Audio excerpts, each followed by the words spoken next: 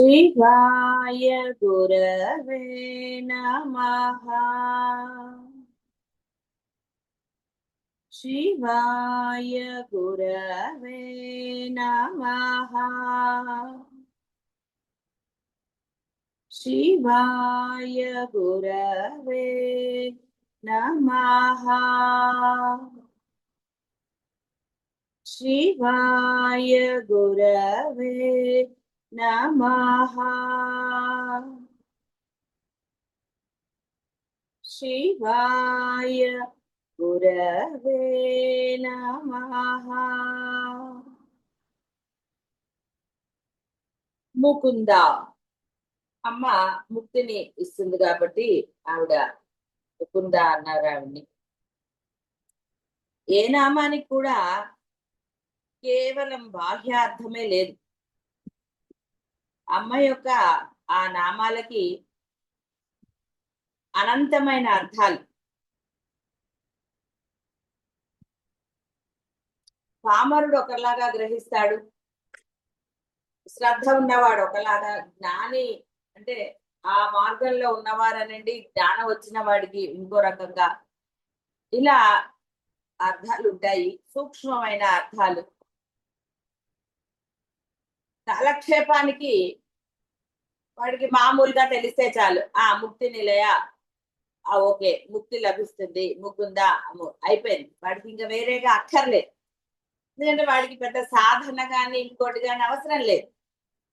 కేవలం వాడికి అలాగా ఏదో తెలుసుకోవాలన్న ఉత్సుకత, అంటే నేను తెలుసుకున్నాను అని ఒక ప్రకటన కోసం తప్ప పామరుడు అంటే అలా పెద్ద ఏమి దానివల్ల, అంటే తెలుసుకుని అర్థసహితంగా ఆ భావనతోటి చదవాలి, అమ్మని ప్రసన్నం చేసుకోవాలన్న ఇది ఉండదు. అలా ఒక్కొక్కరిది ఒక్కొక్క దానినే బుద్ధి, ఒక్కొక్కరి బుద్ధి ఒక్కొక్క రకంగా ఉంటుంది. అందరిది ఉండదు. జీవుడు ప్రతి జీవిది ఒకే రకం. అందరిలో ఉన్నది ఆవిడ సాక్షిగా అంటే ఏదైనా అనండి. నువ్వు సాక్షి అయితే ఆవిడ పనిచేస్తుంది, మీరు పనిచేస్తే ఆవిడ సాక్ష్యం. కాబట్టి అమ్మ నువ్వే ఉన్నావు అంటే ఆవిడ ఆనందంగా చేస్తుంది. అంటే ఇక్కడ మనము దేనిని కూడా అంటే సాధకుల కోసం చెప్పబడుతుంది. తేలికగా తీసుకోవటం కానీ, ఇదే అర్థం ఇంత ముందు వచ్చింది అని అనుకోవటం కానీ ఇలాంటివి ఏవి చేయరాదు. ఏ నామానికి ఆ నామానికి ఆవిడ పూర్ణత్వం తెలుసుకోవటం. ప్రతి నామం పూర్ణమే. ఒక్క నామం పట్టుకున్నా నువ్వు తరించిపోతావు. తరించటం అంటే అర్థం ఏమిటి? జ్ఞానం పొందుతావు. ఆ జ్ఞానం అంటే నువ్వు ఆ జ్ఞానాన్ని ఆచరించడానికి వీలైన ఆ మహత్తరమైన అంటే బ్రహ్మాండమైన అర్థం ఉంటుందండి. శ్రీమాత దగ్గరే ఆగిపోవచ్చు అసలు. పరమ భక్తులు ఎలా ఉంటారు? ఆ నామాలు చదువుతుంటే ఒక దగ్గర ఆగిపోతాడు. ఇక వాడికి రాక కాదు, తెలియక కాదు, నిద్ర కాదు, ఒక అలౌకిక ఆనందం అంటారు. అంటే ఈ లోకం అలౌకికము అంటే ఈ లోకానికి సంబంధించిన ఆనందం కాదు. ఆ అలౌకిక ఆనందంలో మునిగిపోతాడు.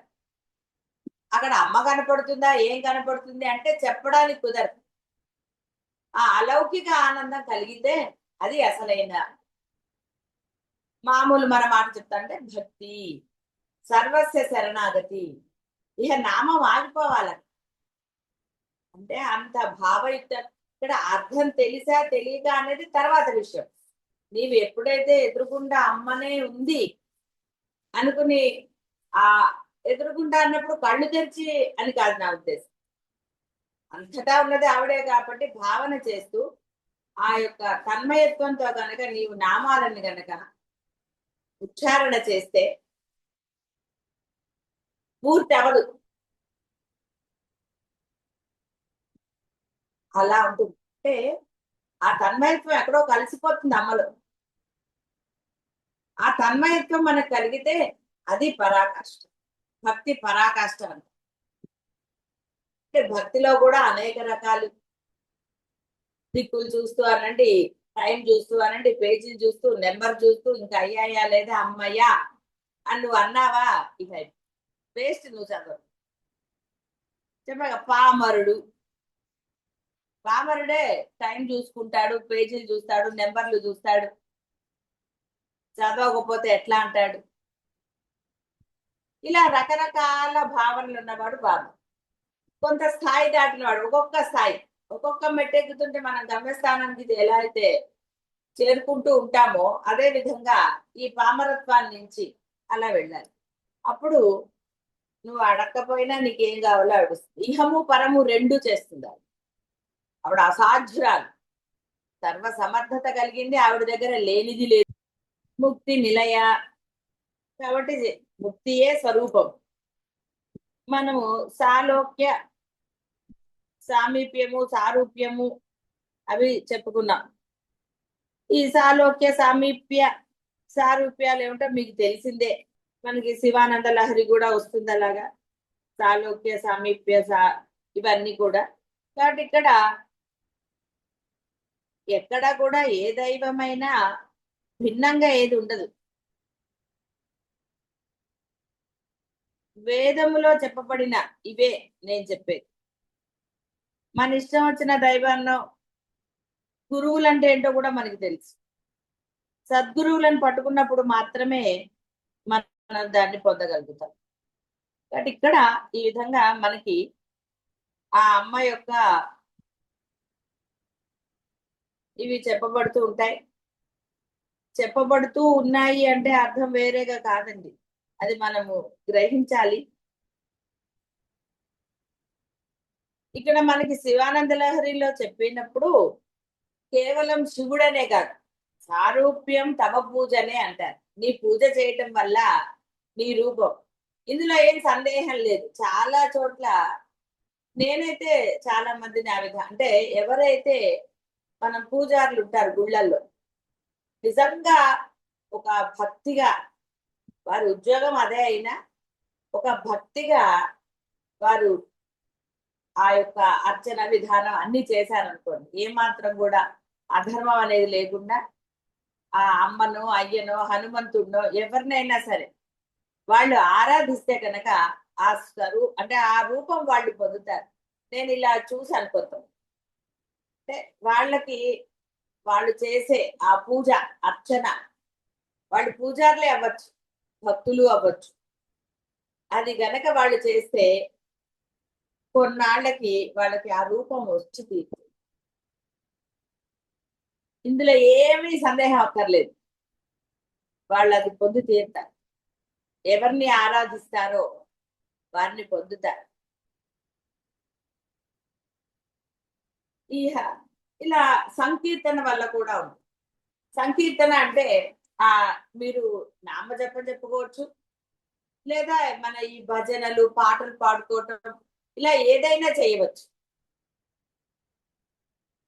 ఆ సంకీర్తన చేసినప్పుడు ఆయన యొక్క సామీప్యం ఏమవుతుంది, మీరు ఆ భజన చేసినప్పుడు నామం చెప్పినప్పుడు భక్తిగా, ఇవన్నీ కూడా పామరుడి గురించి కాదు, ఆ పామరత్వం నుంచి ఒక స్టేజ్ దాటిన తర్వాత ఆ భక్తి నిలకడ కోసం ప్రయత్నం అనుకోండి, కొన్ని సాధన స్టేజ్ అంటే అకుంఠితమైన ఆ ప్రగాఢ విశ్వాసం ఆ పరబ్రహ్మం మీద. ఆ సంకీర్తన చేయటం వలన వాళ్ళకి ఆ యొక్క సాలోక్యము అన్నదా, సామీప్యం అంటే ఆ దగ్గరతనం, అదే మనం మామూలుగా ఆ అమ్మని ఆరాధించటము, ఉపాసన అంటాం కదా, ఇదే ఉపాసన అలా లభిస్తుంది.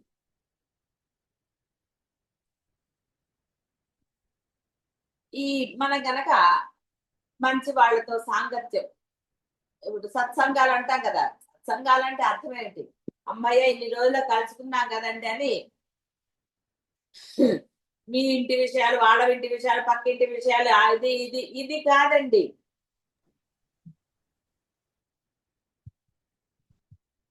సత్సాంగత్యము అంటే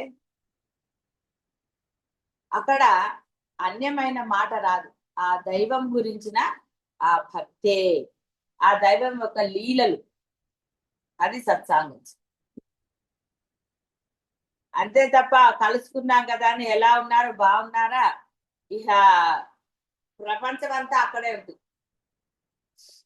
రాజకీయాలు అసలు లేనివి లేవు. ఇదేం సాంగత్యం అండి? ఈ సాంగత్యం వల్ల ఆ యొక్క భక్తి మీలో దృఢంగా నిలవదు. ఎంతో కష్టమైన ఆ భక్తి అంటే ఏంటి? నమ్మకం, విశ్వాసం. అదే సాలోక్య సారూప్యాల తర్వాత భక్తి చెప్పబడుతుంది. అంటే ఆయన యందు ఆ అకుంఠితమైన ఆ నమ్మకం, ఆ నమ్మకము మనకి ఈ యొక్క సాంగత్య సంభాషణే అంటారు. సంభాషణ అది జరగాలి. చూసుకోండి, అది జరుగుతుందా? వేరే జరుగుతుంది. గుడికి వెళితే ఏం జరుగుతుంది? సత్సంగంలో ఏం జరుగుతుంది? ఆనందకరంగా అంటే ఎన్ని రహస్యాలండి. అబ్బా, అక్కడ సత్సాంగత్యంలో, సత్సంగంలో ఏవి చేయకూడదో అవి చేస్తే ఏమిటండి ఉపయోగం? ఏమీ లేదు. అక్కడ కలుసుకోక్కర్లా. మీరు ఎలాగూ ఫంక్షన్లకి వాటికి కలుసుకుంటూనే ఉంటారు, ఎందుకంటే సమయం దానికి ఉంటుంది తప్ప సత్సంగానికి ఎక్కడ ఉంటుందండి సమయం? అప్పుడు మనకి చాలా కష్టం కదా. కాబట్టి దొరికిన సమయాన్ని సద్వినియోగం చేసుకుంటే ఆ యొక్క భక్తి దృఢపడుతుంది, శరణాగతికి తీసుకువెళ్తుంది.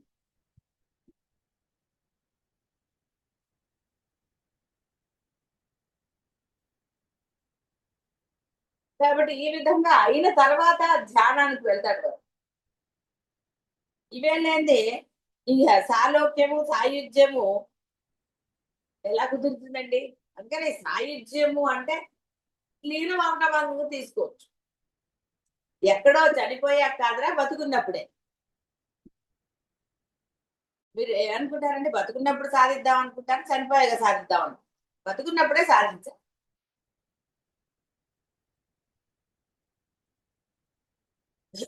మనం ఇక్కడ ఒక చిన్న సంఘటన చెప్పుకోవచ్చు. ఒక ఆవిడికి బాగా గురు భక్తి. ఆవిడ ఒక్కరే నివసిస్తూ ఉంటారు. ఆవిడకి సరే ఒక రోజు ఒక దొంగాడు వచ్చాడు. వాడు తలుపు కూడా తీశాడు. చూడండి, అదే అంటే ఆ రోజే వేరే ఇంట్లో కూడా దొంగతనం జరిగింది. వాడు ముందో వెనుక తర్వాత సంగతి. ఆవిడకి ఎందుకో మెలకు వచ్చి, ఆవిడేం చిన్న ఆవిడేం కాదండి, ఆవిడ గట్టిగా అరిచింది ఎవరు అని. వాడు పారిపోయాడు. అంటే ఇక్కడ ఆవిడకి ఒక్క క్షణం కొంత ఆ శారీరకంగా ఒక చిన్న జలధరింపు, అది సహజమైనది. శరీరం ఆటోమేటిక్ గా మనకి ఏత్రిక్ బాడీ, ఎమోషన్ బాడీ ఇలాంటివి ఉంటాయి. అది కొంచెం ఇదైంది. కానీ వెంటనే గురుధ్యానం చేసుకోగానే ఆవిడకి ధైర్యం వచ్చి ఆ తలుపు వేసేస్తుంది. వాడు పారిపోయాడు. నిజంగా వాడు లోపలికి వచ్చి ఆవిడని ఒక తోపు తోస్తే ఆవిడ చేసేది ఏమీ లేదు. కానీ ఇది జరగకుండా కాపాడింది ఎవరు అంటే ఆవిడకి ఆ గురు ధ్యానమే. ఆ గురువు మీద ఉన్న ప్రగాఢమైన విశ్వాసం ఆవిడ్ని కాపాడు. ఇది పరీక్ష పెట్టాడా గురువు, ఇంకోట అది ఎవరి బుద్ధికి వాళ్ళకి వదిలేసేయటం. కానీ ఆవిడ ఏమనుకుంది? గురువే నన్ను రక్షించారు. ఇలా జరగవు అనడానికి లేదు. భక్తి అంటే అది, ఆ యొక్క దృఢ విశ్వాసం అది కలుగుతుంది. అది నీకు దైవం మీద ఉన్నా నిన్ను రక్షించి చేస్తాను, గురువుల మీద ఉన్నా రక్షించుతుంది. ఎందుకంటే వాళ్ళ అభేదం వాళ్ళ. ఈ రెండిటి పట్ల ఎప్పుడైతే నీకు అభేద స్థితి కలుగుతుందో అప్పుడు పొందేది ఆ ముక్తి. అది బతికున్నప్పుడే పొందాలి, నీకు దేహం ఉన్నప్పుడే పొందాలి. కాబట్టి ముక్తి నిలయ కాబట్టి ముకుంద మూల విగ్రహ రూపిణి, ఇది కూడా చెప్పుకున్నాం. కాబట్టి మూలం ఆవిడే, అన్నిటికీ మూలం ఆవిడే, ఎవ్వరూ లేరు.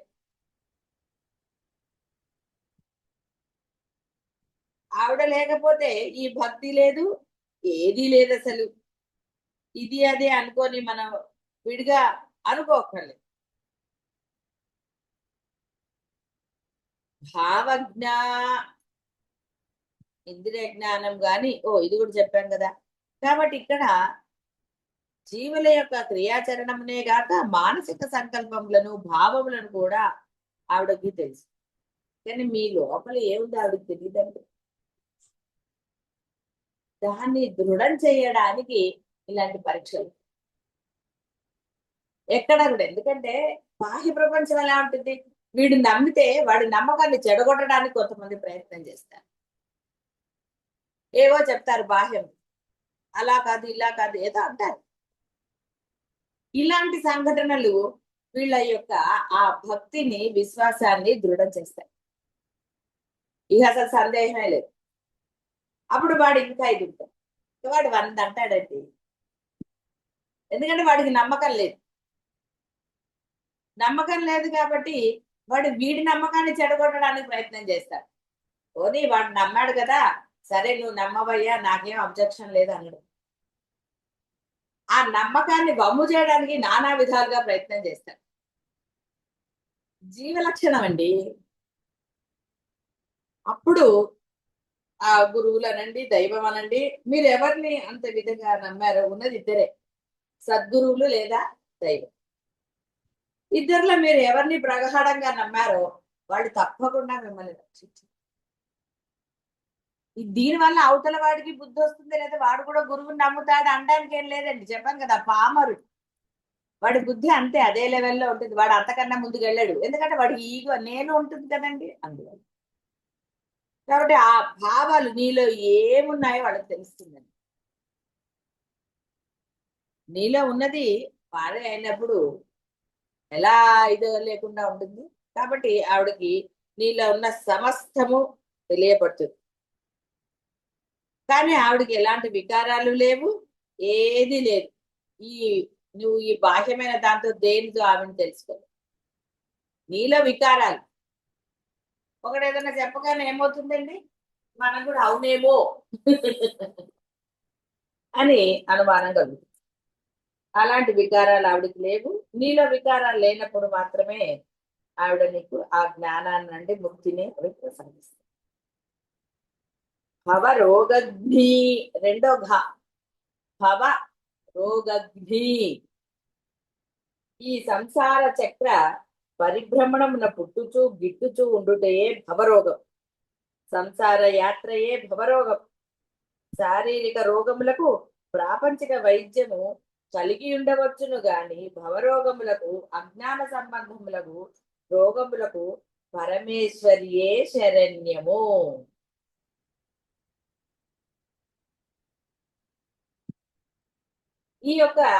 ఈ శరీరానికి వచ్చే రోగాలకి వీటికి ఆవిడే భేషజం భుషక్. అందుకని ఉండవచ్చేమో గాని అని. భవరోగాలకి అంటే ఈ సంసార రోగాలు, ఎన్ని తాపత్రయాలండి, ఎంత ఆత్రాలు, ఎన్ని గోలలు, ఇవేమి మీరు తెలియని వాడు కాదు. ఈ అజ్ఞాన సంబంధములకు ఇప్పుడు చెప్పుకోలేదు, బుద్ధి, వీడి బుద్ధి సరిగ్గా ఉండదు, పక్క వాడిని చెడగొట్టడానికి ప్రయత్నం చేస్తారు. వీటిని పట్టుకుంటే కదండి ముక్తి లభించటం లేదు. ఒకటి పట్టుకుంటే ఎప్పుడైనా సరే ఒక మార్గంలో ప్రయాణం చేస్తే మీరు గమ్యస్థానం చేరుకుంటారు. అదే ఇటు తిరిగి అటు తిరిగి అంటే గమ్యస్థానానికి ఎప్పటికి వెళ్తారండి. కాబట్టి వీళ్ళ మాటలు విని, లేదా బాహ్యంలో ఇవి అవ్వాలి, ఈ బాధ్యతలు అవ్వాలి, ఇవి అవ్వాలి, ఇంకోటి అవ్వాలి, ఇంకోటి అవ్వాలి, ఒకదాని తర్వాత ఒకటి వస్తూనే ఉంటాయి. అవన్నీ అయ్యాయంటే ఎప్పటికంటే తేలేదు. సంపాదన ఆపుతారా? అవకాశం ఉంటే 70 ఏళ్ళు కాదు 80 ఏళ్ళు వచ్చినా సంపాదించారు. ఏం చేసుకుంటావు ఆ సంపాదన? 100 ఉంటాయండి రీజన్స్. కాబట్టి ఇక్కడ ఇవన్నీ భవరోగాలే. తృప్తి లేకపోవడమే పెద్ద భవరోగం అండి, అది ఏ విషయంలో అయినా సరే. వాడు చాలు అనడు. ఇంకా ఈర్ష్యలు, ద్వేషాలు ఎన్నండి బాబు. భవరోగం అంటే ఇదే.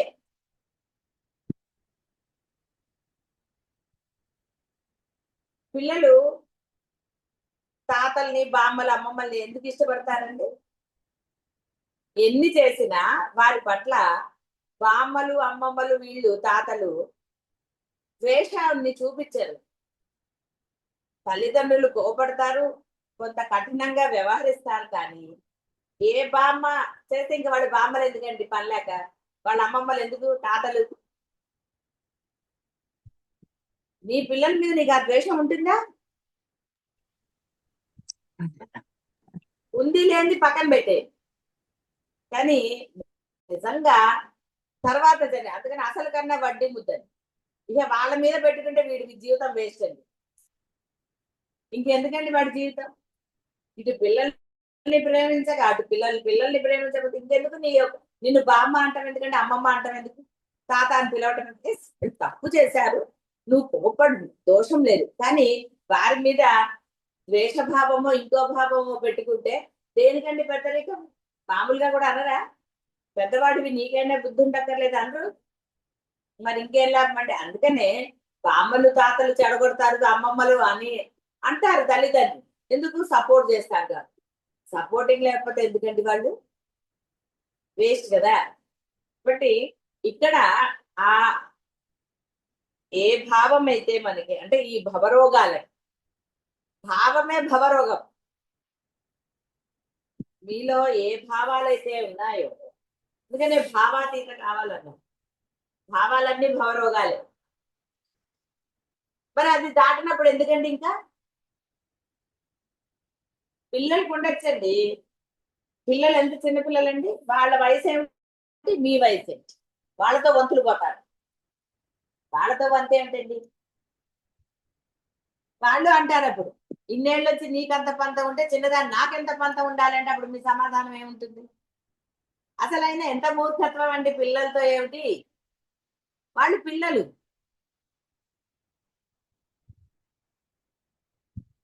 వాళ్ళతో పోటీ పడడం అని. మరి ఇప్పుడు పెద్దరికానికి ఏమిటండి? నీకేమిటి తెలుసు? ఏ లాభం నీకు పెద్దరికం అయ్యి? ఇంత ప్రపంచాన్ని చూసాను, ఇన్ని అనుభవాలని వాళ్ళతో వంతులు పోతే. కాబట్టి ఇక్కడ భవరోగాలు, అజ్ఞాన సంబంధాలు అంటే ఇవే, వేరే ఏం లేవండి. మీరు భవరోగాలు అంటే అబ్బాయి ఏమి లేవండి, నాకు డబ్బులు ఉన్నాయి అవన్నీ అంటే లోపల ఎంత ఉన్నాయి, కుళ్ళు కుతంత్రాలు. వాళ్ళు పిల్లల పెద్దల ఎవరు వాళ్ళ మీద ఏదో పెట్టుకుంటే.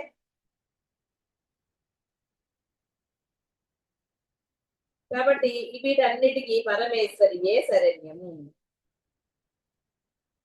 నా అన్యం పశ్యామి భైషజ్యం అంతరేణ వృషధ్వజ వ్యాధీనాం భేషజం యద్వత్ ప్రతిపక్షం స్వభావతః తద్వత్ సంసార రోగాణం ప్రతిపక్ష శివ అభవత్. శివ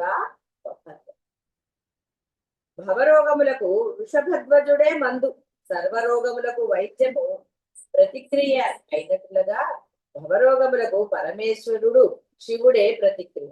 భక్తజనుల అకుంఠిత పరమేశ్వరి భక్తి తత్పరతయే పరమేశ్వరి కృపా కటాక్ష వీక్షణ సంపాదనమే సరైన. భవరోగములకు పరమేశ్వరియే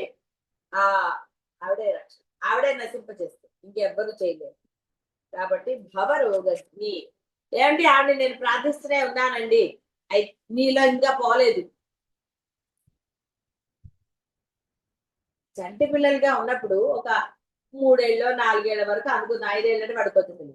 వాడు మన మీద ఏదన్నా మలమూత్ర విసర్జన చేసినప్పుడు విసుక్కుంటారండి ఎవరన్నా? కాబట్టి అలాంటివి మనం సహించినప్పుడు వాళ్ళకు ఒక వయసు వచ్చిన తర్వాత వారి అభిప్రాయాలు వాళ్ళని మనం గౌరవించకపోతే మీ అభిప్రాయాలు వాళ్ళు ఎందుకు గౌరవిస్తారండి? ఎందుకు చేయాలి అసలు? అంటే ఇక్కడ ఇలా అనేకమైనవి ఉంటాయి. ప్రతి వాళ్ళకి ఒకటే రకంగా ఉండదు. మనం తగ్గిపోతాం ఏంటంటే ఒకసారి, సరేరా నీ మాట కానీ అని అంటే తగ్గిపోతారు. మీ విలువ పెరుగుతుందండి.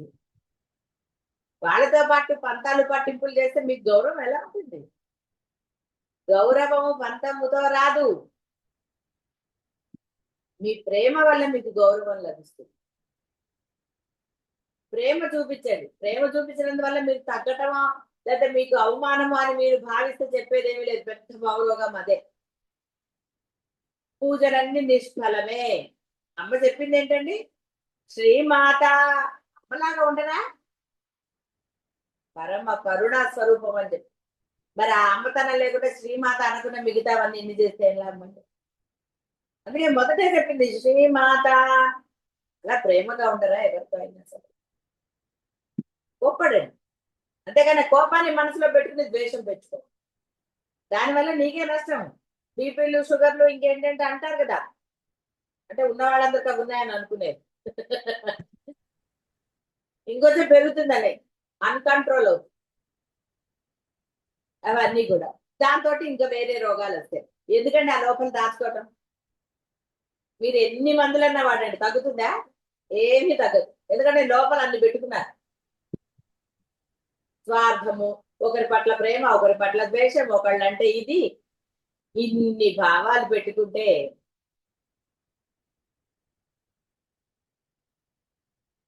కాబట్టి అమ్మ ఈ భవరోగాలకి ఆవిడే. కాబట్టి అమ్మ నాలో ఇన్ని గుణాలు ఉన్నాయమ్మా, వీటన్నిటి నుంచి నన్ను రక్షించు. మళ్ళీ శివానంద లహరిలో కూడా చెప్తారు, స్వామి ఎక్కడో ఎందుకు వేటాడతావయ్యా, నాలో ఇన్ని భయంకరమైన రోగాలు ఉన్నాయి, మృగాలు అవే, వీటిని వేటాడవయ్యా, నీకు వినోదము నాకు ఆనందము. ముందు ఆ రోగాలు పోవాలి. మీరు ఎంత ప్రార్థనలు చేసినా, ఎన్ని నామస్మరణలు చేసినా, ఎంత ధ్యానం చేసినారన్నా అన్ని కూడా వృధానే. బ్యాంకు డబ్బు దేనికంటే అవసరానికి వాడుకోకపోతే ఇది అంతే. ద్వేషంతో చేసే పూజలు కానీ నామస్మరణలు దేనికంటే మీకు పనికొచ్చాయి? మీకు ఇప్పుడు పనికిరానివి ఎందుకండి? ఈ జన్మలో ఆనందంగా ఉంటుంది, లభించిన జన్మలో ఆనందంగా ఉండాలి, కానీ నెక్స్ట్ జన్మ కోసం ఎవరన్నా ప్రయత్నం చేస్తాంటే ఏదో తెలియకుండా. నెక్స్ట్ జన్మలో అన్ని మంచిగా ఉంటాయని ఎలా అంటారండి? ఇప్పుడు వీధి కుక్కలు అనుకుంటాయా, ఆహా ఏసీలో పడుతుంది ఆ కుక్క భాగ్యం ఎంతో అని. ఆ జన్మలో కావాల్సింది కాదు కదా. పెట్ యానిమల్స్ గా పుడతారా? ఇంకా ఇది అసలు చెప్పడానికి. ఎందుకంటే ఆ జన్మలా కావాల్సింది. అసలు జన్మరాహిత్యం కోసం ప్రయత్నం చేయాలి కానీ తెలిసిన తర్వాత. తెలియనప్పుడు తెలిసిన తర్వాత కూడా ఇంకా ఏమిటండి లోపల ఒకరి మీద ద్వేషం, ఒకరి మీద ఇష్టము. అవతల వాళ్ళు ఆ పని చేస్తేనేమో పర్వాలేదు, ఇష్టమైన వాళ్ళు ఏ పని చేసినా సంతోషం. ఇష్టం లేని వాళ్ళు ఒక్కటి చేస్తే మరి ఇంకా ఇష్టాలతో వేలాడుతుంటే మీరు ఈ బోధ అంతా వింటాం ఎందుకండి? శుద్ధ దండగా గుడిదిలో పోస్తే పన్నీర్ ఏమవుతుంది? వేస్ట్ ఎలా? అలా వేస్ట్. భవచక్ర ప్రవర్తిని, భవచక్ర ప్రవర్తిని, ప్రపంచ లీలా వినోదియగు పరమేశ్వరి ఈ ప్రపంచ చక్రమును, సంసార చక్రమును, సంతతమును ప్రవర్తింపజేయనది. కాబట్టి భవచక్ర మహారాజ్ఞి అండి ఆవిడ. శ్రీమత్ సింహాసనేశ్వరి. ఆవిడ ఎక్కడో లేదురా, నీ హృదయంలోనే ఉంది. హృదయం అనే ఆ యొక్క, అంటే నీ హృదయం ఎంత చక్కగా ఉండాలండి. ఒక ఉన్నతమైన వాళ్ళు వస్తున్నప్పుడు మన ఇంట్లో ఉన్నదే, అది కుర్చీ కావచ్చు, సోఫా కావచ్చు, ఏదైనా కావచ్చు, ఉన్నదాన్ని శుభ్రం చేస్తామా? చేయము. నూతన వస్త్రాన్ని వేస్తాం. మీరు వాడిన వస్త్రాలు ఎప్పుడు వేయకరు. ఉన్నతమైన వ్యక్తులు మీ ఇంటికి వస్తే అమ్మవారికి ఏం చేస్తారండి? మీరు కట్టుకున్న వస్త్రాలు పెడతారా? పెట్టరుగా. అలాగే ఇంటికి ఉన్నతమైన వాళ్ళు వచ్చినప్పుడు వారికి మనం శుభ్రం చేసి నూతన వస్త్రాన్ని అక్కడ వేయాలి. మళ్ళీ అన్నిటికీ అదే వాడకూడదు. కూర్చోడానికి అదే, తుడుచుకోవడానికి అదే, అలాంటివి నువ్వు చేయకండి. అలా చేయొచ్చా? అదెంత దోషం అండి. అదేదో ఉంది కదా, బెల్లంతో వినాయకుడు చేసి మళ్ళీ అదే గిల్లి మళ్ళీ ఆయనకి నైవేద్యం పెడితే పాప ఆయనకి నెంపి పుట్టదు. గిల్లి అదే నైవేద్యం పెడితే. అలాంటి పనులు చేయకూడదు. అన్నిటికీ అదే వాడితే ఎలాగా? కాబట్టి భవచక్ర ప్రవర్తి ఏషా సర్వాణి భూతాని పంచభిః వ్యాప్యమూర్తిభిః జన్మ వృద్ధి క్షయైః నిత్యం సంసారేతి చక్రవత్. పంచభూతాత్మకమైన జీవజాలం అంతటి యందును వ్యాపించి వాడి జన్మ వృద్ధి క్షయముల చక్ర భ్రమణం రీతిని ఆవిడ అంటే చేస్తూ ఉంటుంది. కాబట్టి కాబట్టి మీరు ఏది చేసినా అక్కడ నోటెడేనండి. మీ కుళ్ళు కుతంత్రాలు అన్ని నోటెడే. ఎలా అయితే రామ శబ్దంలో కొన్ని శివ అనే అనుకుందాం, రామాన్ని నాకేదో అలా మీరేం అనక్కర్లే, ఒట్టిగా 2 అక్షరాలని చెప్పటమే. మొదటి అక్షరం పలికి రెండో అక్షరం మీరు పలకపోతే అంటే మీరు భక్తితో పలికారో దేంతో పలికేదో ఆవిడకి తెలుసు. మీరు భక్తిగా పలికినప్పుడు శివ మొత్తం అంటే మొత్తం శబ్దం యొక్క ఇది వేస్తుంది మీ అకౌంట్ లో. భక్తిగా పలకుండా రొటీన్ అయింది అనుకోండి, రొటీన్ కి ఎంత ఇది వేయాలో అంత ఇస్తుంది. మీరు గుడికి వెళ్ళినా క్షేత్రానికి వెళ్ళినా నామస్మరణ ఏది చేసినా దైవానికి సంబంధించి గురువులకు సంబంధించి మీరు ఏది చేసినా మీ మనస్సులో ఉన్నది వాళ్ళే కాబట్టి మీరు అకార్డింగ్ టు యూ మీ బుద్ధి అనండి, మీ నిశ్చలత అనండి, మీ నమ్మకం అనండి, ఏదన్నా అనండి, మీలో లోపల ఎన్ని పెట్టుకుని గురువు ఉన్నాడు నా మనసులో అంటే ఎక్కడుంటాడండి పాపం ఆయన? దైవం ఎక్కడుంటుంది? ప్లేస్ ఏది? ఒక ఆసనం వేశారంటే అది శుభ్రంగా కదా వేస్తారు.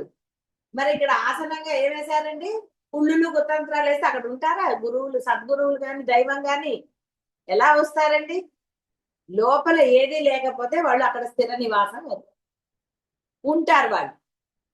అప్పుడు అది శ్రీమత్ సింహాసనేశ్వరి ఆవిడ అధిష్ఠించి కూర్చుందంటే ఇక నీలో ఆనందం తప్ప ఏది ఉండదు. నీలో రమ్మన్నా అలాంటివి రావండి. ఎలా వస్తాయి? ఉన్నది ఎవరు? పరబ్రహ్మం ఉంది అక్కడ. పరబ్రహ్మం దగ్గర లేనిది ఎలా వస్తుందండి? రానే రాదు. ఇలా చెప్పుకున్నాం కదా, ఇప్పుడు పిల్లలు చిన్న వయసులో లేదా వాడు చేత కానప్పుడు మలమూత్ర విసర్జన చేస్తే తల్లి ద్వేషిస్తుందానండి? ద్వేషించదు. వాడి ఒంట్లో బొప్పని 10 ఏళ్ళు వచ్చాయండి, పోనీ వాడికి ఏదో జబ్బు చేసింది అనుకుందా, లేదా వాడికి ఒంట్లో బాగాలేదు పాపం, వాడు చేస్తే అప్పుడైనా విసుక్కుంటుందా? విసుక్కునే ఆవిడ తల్లి ఎలా అవుతుందండి? ఒక తల్లి అందితే 5 ఏళ్ళ పిల్లవాడికి మోషన్స్ అయితే నేను చేతితో పట్టుకుని ఆసుపత్రికి తీసుకెళ్ళాను, ఇప్పుడు వాడికి కృతజ్ఞత లేదు, అమ్మాయి అబ్బాయి నాకు సరి గుర్తులేదు అని చెప్పించాను. మరి 5 ఏళ్ల వయసులో బాగాలేకపోతే తల్లో తండ్రి తీసుకెళ్తారా ఆసుపత్రికి? ఎవరన్నా పక్క వాళ్ళు తీసుకెళ్తారా? ఎంత ఇదండి! అవా తల్లి యొక్క ఇవి ధర్మాలు అలా చెప్పుకోవటం. అంటే ఇలాంటివన్నీ ఉంటే మీకు ఎప్పుడు ఇదవుతుందండి? ఆనందం ఎక్కడ లభిస్తుంది? ఆనందం ఏంటి అసలు? మీరు శాంతిగా ఎలా ఉంటారు? మీరు చేసిన పూజలన్నీ వ్యర్థమే. కాబట్టి మనసులో ఎప్పుడు కూడా ఎలాంటి భావన, అందుకనే భావాతీత. అప్పుడే శ్రీమత్ సింహాసనేశ్వరి శ్రీమాత శ్రీ మహారాజ్ఞి. మీలో మహారాజ్ఞి కూర్చుంటే ఇంకా మీకు ఏమిటండి లోటు? ఎన్నిసార్లు చెప్పుకోలేదు, అధికారి మనవాడైతే మనకు అర్థం ఏమిటండి? కాబట్టి ఆవిడ మహారాజ్ఞి. ఆ మహారాజ్ఞి నీ దగ్గర ఉన్నప్పుడు, నీలో ఉన్నప్పుడు నీకు లోటు ఎలా కలుగుతుందండి? నీకు లోటు కలుగుతోంది ఇంకా నీలో ఈ భవరోగాలంటే తెలుసు కదా, అన్ని ఇవి ఉన్నాయి అంటే నీ పూజ ఈ జన్మకు నీకు పనికిరాదు. వచ్చే జన్మ గురించి ఎందుకంటే ఎవడైనా ఇప్పుడు సుఖపడతాడా? తర్వాత 10 రూపాయలు సంపాదించారు అనుకోండి, అట్లీస్ట్ వాడు ఇప్పుడు తినాలా? 2 రూపాయలు 3 రూపాయలు తిని వాడు సరిగ్గా ఉంటే దాచుకోవాలి, అంతేగాని 1 రూపాయి తిని 9 రూపాయలు దాచుకుంటే వీడేమో దొడిపోతాడు. ఒక బిచ్చగాడు, అది మనకి న్యూస్ లో కూడా వచ్చింది అనుకుంటా ఒకసారి, ఎప్పుడు లేదా కథ కథ కూడా ఉంది న్యూస్ లో. వాడు ఒక గోనెపట్ట మీద కూర్చుని ఉంటాడు, ఒక సినిమాలో కూడా చూపించినట్టు గుర్తు. వాడు చూడండి, వాడు అడుక్కోవడమే జీవితాంతం. వాడు చనిపోయాక మున్సిపాలిటీ వాళ్ళు వచ్చి వాడు శవం తీసి ఆ పట్టాన్ని తీసేస్తే ఆ పట్టాలోంచి ఎన్నో డబ్బులు రాలేదు. చూడండి ఏమిటండి ఆ కక్కుర్తి కాకపోతే వాడు ఏం లాభం? వాడు సంపాదించింది అడుక్కునైనా సంపాదించాడు కదా తినకుండా. ఏం చేశారు అప్పుడు మున్సిపాలిటీ వాళ్ళు? వాడి యొక్క శవాన్ని కింద పడేసి డబ్బులు ఏరుకోవటంలో పడి తప్పేం లేదు. వాడి బుద్ధి అది, వీళ్ళ బుద్ధి. ఇక నేను డబ్బు గురించి మాట్లాడలేదు, బుద్ధుల గురించి మాట్లాడు. ఉదాహరణగా చెప్తున్నాను మీకు అది. అంటే ఇప్పుడు మనం ఇక్కడ ఇంకొంచెం కఠినంగా మాట్లాడుకోవాలంటే, మీరు పోయాక 10 మంది మీ గురించి ప్రేమగా మాట్లాడాలని సర్వసాధారణంగా అనుకుంటారు అందరు కూడా. ఎవరు మాట్లాడతారండి?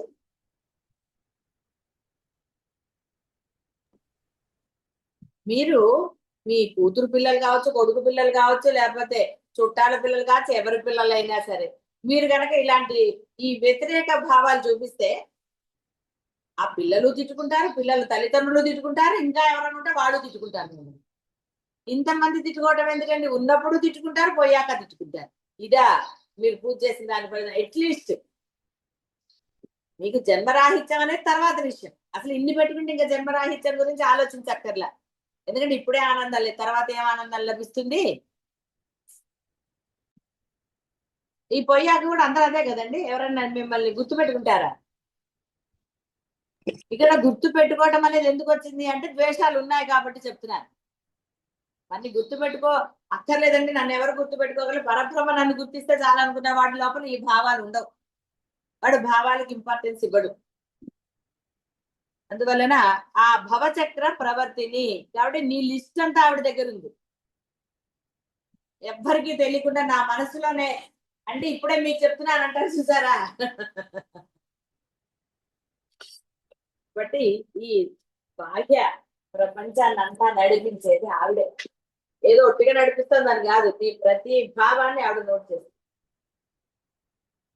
తన జీవితాంతము చూసారా, ఎక్కడ ఇది కాదు మనకి. తన జీవితాంతము స్వీయ వాంఛా పరిపూర్తికై వివిధ ఉపాయ సాధన ప్రయత్న రూపముగు కర్మ చేస్తూనే ఉంటాడు. మరణించినను తాను ఆచరించిన కర్మ రూపముగు దేహాన్ని తిరిగి పొంది తీరుతాడు. ఇలా కర్మాచరణ మనకు దేహము, భోగానుభవమునకు జన్మ ఆవర్తమగుతూనే ఉంటుంది. కాబట్టి ఇదంతా జీవి అంటే ఇలాంటి భావాలతో ఉన్నవాడు. నేను ఒట్టిగా చెప్పలేదండి. మీరు ఈ భావాలు ఉంటే ఇక మీకు జన్మరాహిత్యం ఎలా దొరుకుతుంది? మీ చేసే కర్మలే అవన్నీ బ్యాంకులోనే ఉన్నాయి. ఏం లాభం అండి? సరే, ఇవాళ లక్షాధికారి ఇంట్లో పుట్టారు అనుకుందాం. ఇప్పుడు ఈ ఈ భయంకరమైన ఈ భవరోగాలంటే ఈ రాగద్వేషాలతో ఉన్నాయి. నామస్మరణ చేశాడు, పూజలు పోని కోటీశ్వరు ఇంట్లో పుట్టారు. ఏం లాభం అండి? పుట్టినప్పటి నుంచే ఏవో ఉన్నాయనుకో. కోటీశ్వర్లు ఏమైనా సుఖంగా ఉంటారని మీరు అనగలరా? పడితే ఆ డబ్బు దేవుడు బిచ్చగాడి పరిస్థితి ఏమైంది? ఇదేం అబద్ధం కాదండి, ఇలా జరుగుతుంది. పేపర్లో కూడా న్యూస్ నేను ఎప్పుడో ఇప్పుడు కాదు చూసినట్టు గుర్తు, మరి ఈ మధ్యన అప్పుడు అయినా అవన్నీ ఎందుకండి? ఇంత బోధ వింటూ ఇంత అమ్మ గురించి తెలిసిన తర్వాత కూడా ఇంకా లోపల ఎందుకంటే ఒకరి మీద ద్వేషం, అది ఎవరి మీద అయినా సరే ఇంకా భావాలు పెట్టు కూర్చుంటే భవచక్ర ప్రవర్తిని మహారాజ్ఞి ఆవిడ. ఆవిడ మీ యొక్క ఆ మీరు ఎంత ఈగోయిస్టిక్ గా ఉన్నా సరే అది రాస్తే రాసిందిలే అమ్మవారు, నాకేం భయమా అంటే భయపడటం ఎందుకు? రోగం ఇస్తుంది, లేకపోతే భయంకరమైన జన్మలు ఇస్తుంది. అప్పుడు ఏడు చేయాలి అంటారు కదా, చేతులు కాలేక ఆకులు పట్టుకుని ముందే ఆకు పట్టుకుని చేయి కాలకుండా ఇది చేస్తాం. అంతేగాని కాలిపోయిన తర్వాత ఇంకెందుకండి ఏడవటం ఎందుకండి? కాబట్టి జాగరూకతతో ఉండాలి. కాబట్టి అందరూ కూడా భావాతీతులు అవ్వండి అంటే లోపల ఎలాంటి భావాలు లేకుండా చక్కగా నిష్కల్మషంగా ఉండండి. ఎవరి పట్ల నేను ఎందుకు బంధువుల పట్లనే అని చెప్తాను, సొంత పిల్లల పట్ల అని. ఇదైతే తొందరగా మీకు అర్థమవుతుందని. ఏదో మిత్రులో పక్క వాళ్ళ చుట్టాల గురించి అయితే మీకు ఎందుకు అర్థమవుతుందండి? వాళ్ళ పట్ల ఏదైనా వేస్ట్, కానీ సొంత పిల్లల పట్ల, సొంత మనవాళ్ళు మనవరాళ్ళ పట్ల ఏదైనా పెట్టుకున్నారనుకోండి, ఎందుకండి అది? కాబట్టి అలా ఉండకండి. చక్కగా ఆ చక్రవర్తి మహారాజ్ఞి అయిన అమ్మని ప్రసన్నం చేసుకోండి. శుభం భూయాలు.